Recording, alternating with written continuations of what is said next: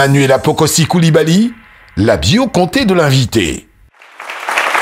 Mawa Traoré, j'aurais aimé donner de la voix comme Karidja, par exemple, pour chanter votre histoire, mais il ne faut pas gâter non, un peu. Ah non, je ne peux pas. Je vais m'abstenir. Non, on va pas. Ça va pas se passer comme ça.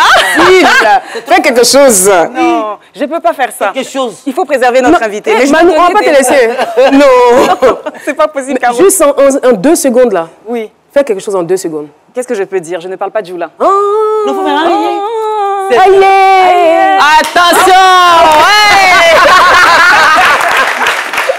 Voilà, mais je donnerai des mots en revanche sur fond de poésie, Mawa, pour rendre hommage à celle que les mélomanes surnomment la nouvelle voix du mandingue. Auteur, compositeur et interprète, vous êtes une artiste ivoirienne d'origine malienne et guinéenne, une richesse culturelle qui vous a permis de devenir une référence dans l'art musical, mais aussi de moderniser le yagba, une danse traditionnelle malinké que vous avez parfumée d'une subtile brise de salsa, zouk et wassa. Mawa Traoré, vous êtes aujourd'hui un porte-voix de la musique mandingue dont le talent s'est confirmé au-delà des frontières, en Afrique de l'Ouest, en Europe, aux États-Unis, une dizaine de récompenses à travers le monde, on le disait tout à l'heure. Vous êtes membre d'honneur de la Croix-Rouge de Côte d'Ivoire, détentrice d'un tamani d'or de la meilleure artiste moderne d'inspiration traditionnelle et vous avez même été élevée au grade de chevalier de l'ordre communautaire et cela mérite de vigoureux applaudissements.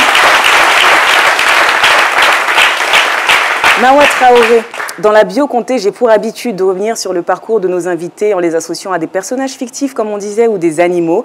C'est donc naturellement que j'ai choisi la Castafiore pour vous, une célèbre cantatrice créée par l'auteur belge Hergé. Comme elle et l'hirondelle, votre voix d'or annonce et embellit le printemps. Mawa Traoré, le rossignol mandingue, voici votre histoire. La Castafiore écrit la première note de son histoire un 3 avril à Mans. Digne descendante d'une famille royale originaire de Béléban, non loin d'Odiéné, rien ne la vouait à ce destin, puisque selon la tradition, la coutume, la lignée Camara était une lignée de paroliers et non de chanteurs. Cependant, la princesse mandingue se prit d'amour pour cet art précieux. Mawa souhaitait être dépositaire de la culture orale et entrer en relation avec les ancêtres et les esprits, en particulier l'esprit du roi Fédéré, son père, que la vie lui avait arraché trop tôt. Touchée par sa voix, par ses indéniables talents de danseuse et par la douce mélodie de sa détermination, la reine-mère bêtement crut en l'étoile de son enfant et lui permit de venir à la chanson. Ainsi, à l'adolescence, les danses endiablées et le chant du rossignol mandingue séduisirent le lion d'or. Cette rencontre lui permit d'étoffer ses cordes avant de rejoindre sa tante dans la capitale du pays. À ses côtés, Mawa se forma et avant de quitter la terre ivoire pour d'autres contrées, la reine Matiangué la choisit afin qu'elle reprenne le flambeau pour hisser cet héritage encore plus haut. À chacune de ses sorties, Mawa soulevait les foules, non par ses apparats et bijoux en or massif ou ses somptueux basins brodés. Le rossignol mandingue captivait par sa voix d'or avant tout, qui en se noyant dans les mélodies acoustiques pouvait envoûter quiconque croisait son chemin. Mawa Traoré, votre premier album Moyaïwe, sorti en 1995, vous a révélé au public. À travers lui, vous preniez déjà une précieuse vertu, l'amour. Votre second album, Kono, qui signifie oiseau, était un titre prémonitoire finalement, puisqu'il vous a ouvert les portes du succès. C'est là que l'hirondelle a étendu ses ailes pour voler vers le soleil, puis s'en sont suivis d'autres albums.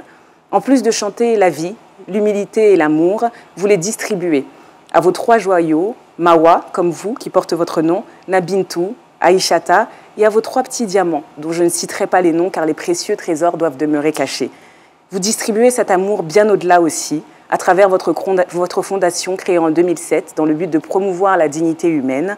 Vous œuvrez également pour la paix au sein de l'association Agir pour la paix depuis 2020. C'est devant cette grandeur d'âme, votre talent bien évidemment, que Semidi s'incline aujourd'hui. Merci de contribuer au rayonnement de la culture africaine.